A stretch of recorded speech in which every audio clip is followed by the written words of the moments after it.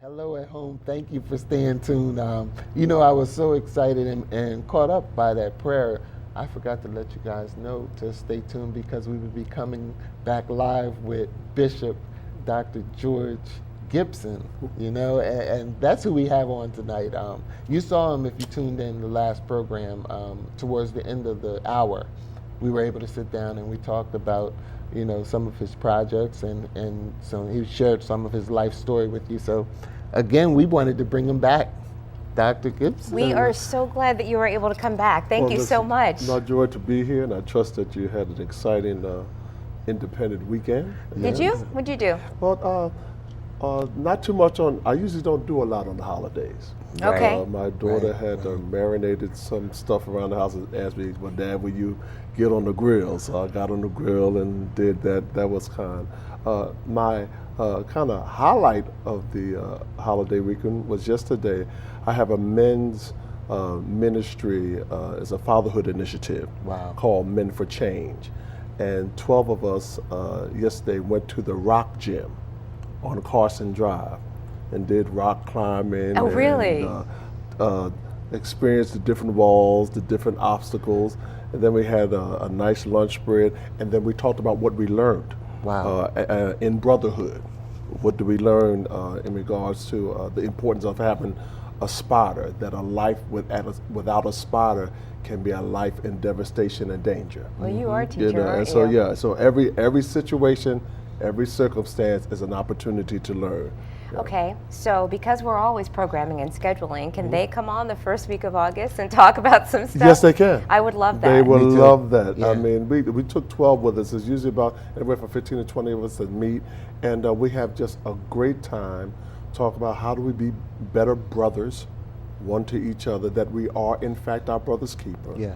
How do we be better fathers in this season? Fatherhood is very tough in this season because if you have the upper teenagers, lower 20s, they still have this entitled mentality, which is totally against how we were reared, and so part of it is they want to be respected as men, but they're still boys, and they want to be respected as men, but they haven't accomplished anything, but they still come to you for everything, and I'm like, okay, if you want to be a man, you got to take care of your own stuff, So, and then how do we be better husbands, which is challenging for men because we haven't had proper dialogue and communication, and we've been told some myths that are so against the grain of how you handle a relationship. Right. That the bottom line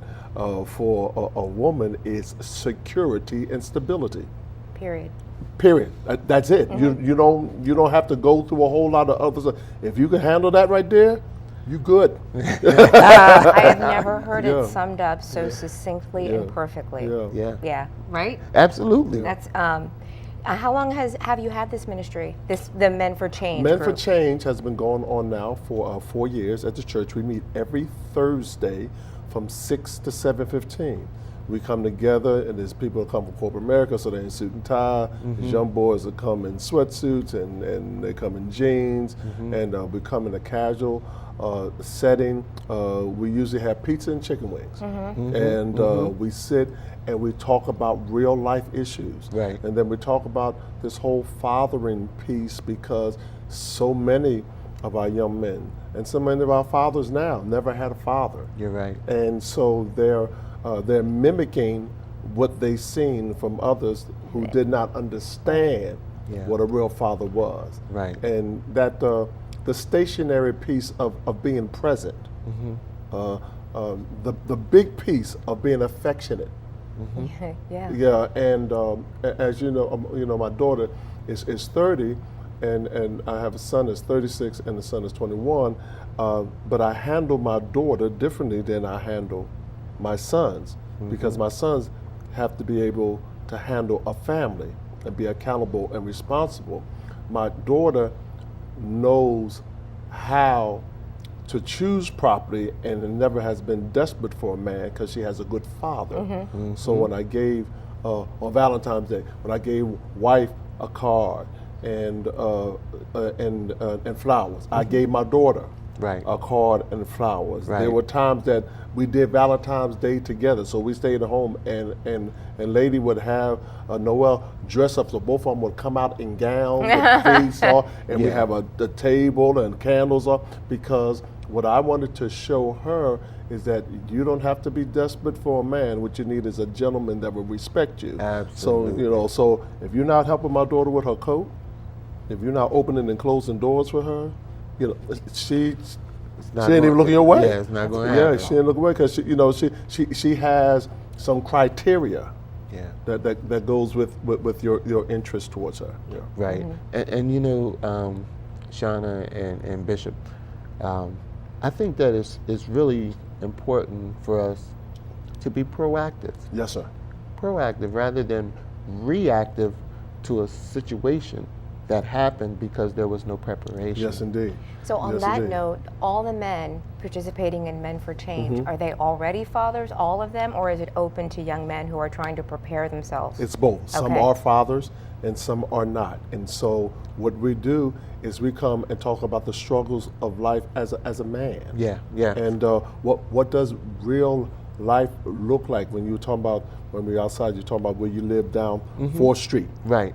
So I grew up in the hood, and I grew up during gang war days. Yeah, yeah. Well, how do you navigate through those situations in life, and how do you then lend your ear to the right voice of influence that will not lead you astray? Because it's easy to get led astray when you don't have the proper role models around you that are trying to lead you in the path of those things that are true school, so you can be educated, so you can become more marketable, be able to, even if the playing field is not level, at least you know the rules of the game. Right. Right. And Shauna, once again, what Bishop is talking about is just really striking a chord. And I know not only with myself, but with our viewing audience, because we do need to learn how to, as men, we do need to learn how to respect one another, accept one another, because, a man does not necessarily look like the ideals that some people have.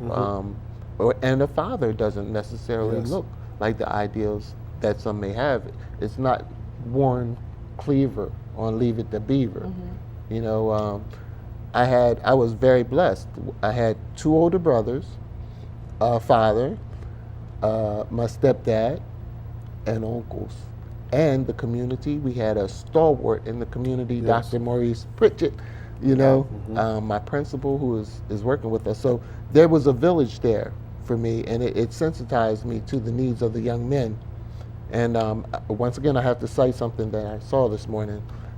Pastor D was on television this morning, and the News Journal is going to publish an article about his son.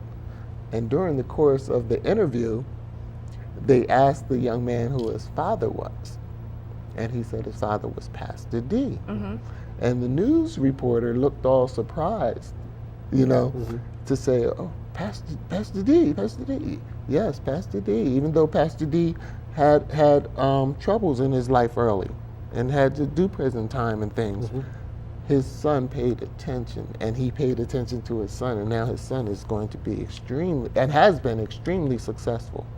And I think the importance of putting in the right ingredients into our children, spending time. Children spell love T-I-M-E. Yeah, they do. And so they want the time in that you give to them that is uninterrupted. I had to be very careful because PKs, pastors' kids, can be the worst kids, because sometimes we as pastors put too much time into the church and not enough time into the first family. And the first family is your family. Right. And then that bursts out the family of the church. And so when we're not putting in those times and sitting down having those conversations, I remember growing up, because I grew up with my mother and my father, that at 6 o'clock is when we ate dinner.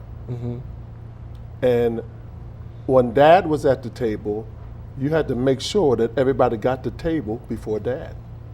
Because if you didn't get to the table before Dad, there was going to be some problems, because it was the time where he did impartation. Yep. Where he shared, where he found out what you were doing, how's your day, how's grades, any problems in your life, any situation. And so with him there, he was always willing and open, not only to hear us, but to instruct us in the right way. So did you have that? Yes, in I your did. family? Yeah, that's where I grew up. Yeah, That's where I grew up. Yeah, Okay. that, Yeah, I that grew 6 up. o'clock Oh, yeah, was the 6 magic o'clock. hour. Oh yeah, yeah. You had to be at the table and you had to listen. And my father was he was the breadwinner. He worked for Lavina, which was down on Delaware Avenue in Philadelphia, was the longshoreman. And so he was always at work. Yeah. But when it came time to dinner and different things, he was in place, and we had to be in place because he wanted to know what's going on with you. Right. And I think it's important that our parents still today talk about what's going on with you. You can't go to this house. Right. I need to know these parents. I need, you just can't do what you want to do. You can't go in and no. There's rules and regulations. That's part of my book. Rules and regulations without relationship breeds rebellion. So if you give rules and regulations, the relationship has to be there, because children automatically rebel against rules and regulations. Right. The relationship which keeps all the stuff intact, so children not only hear you, but they can follow through on what they hear.